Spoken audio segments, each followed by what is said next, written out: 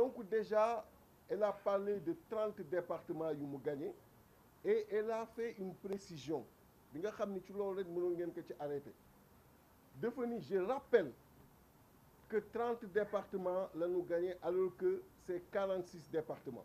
Elle l'a précisé à 2 reprises au moins boo leen ko dégloo au moins.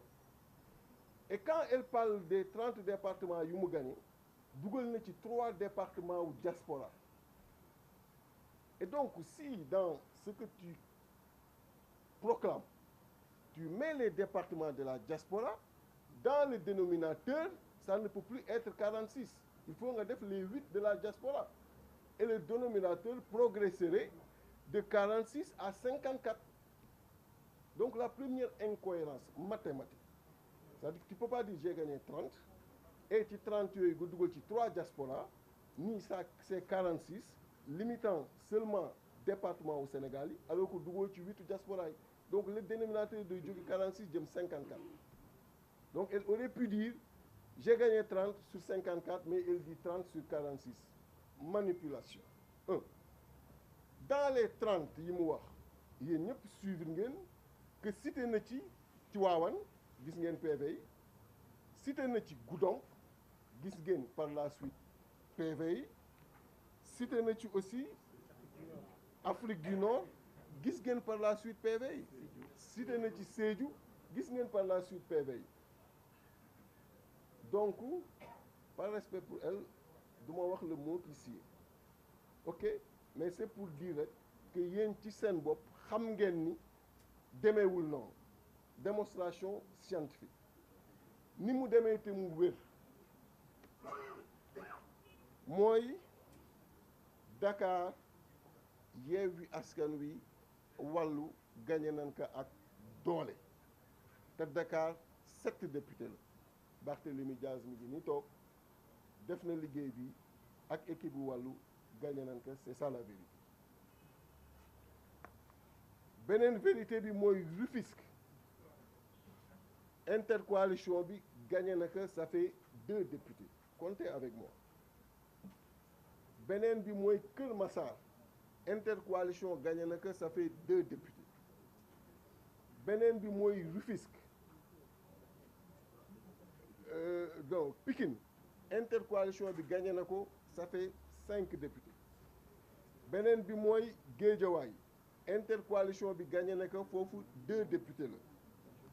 Beneen bi mooy Thiès intercoalition bi gagné na ko 4 députés la. Beneen bi mooy Tivaouane intercoalition bi gagné na ko 2 députés la.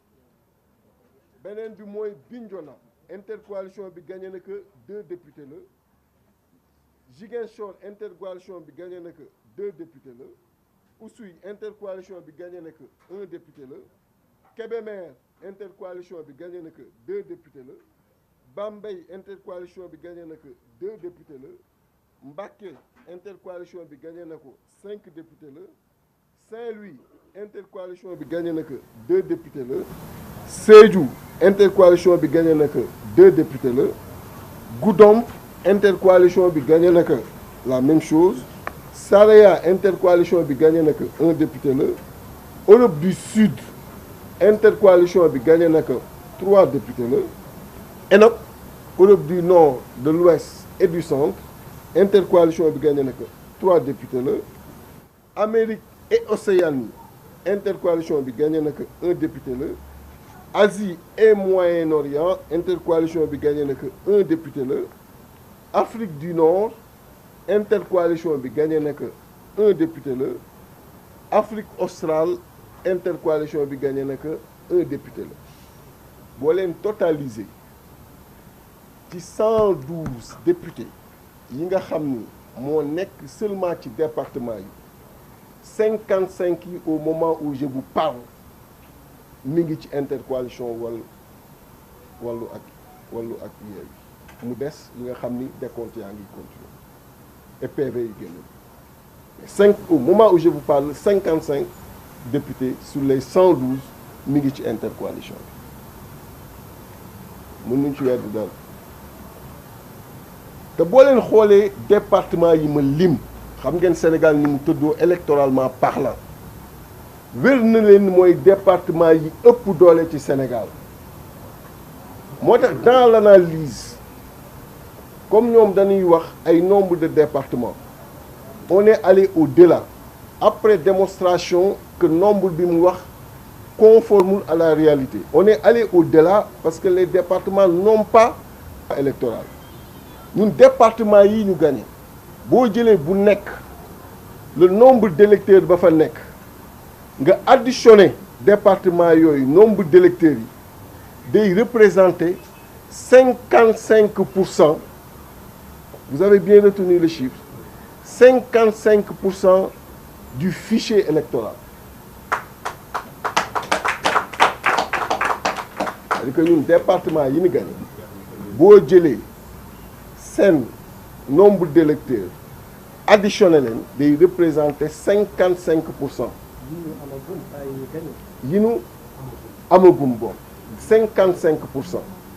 donc ça veut dire que ñoom li nga xam ni tey jii nii moom la ñu amagum ñoom faites la différence day doon 45%. Voilà les chiffres.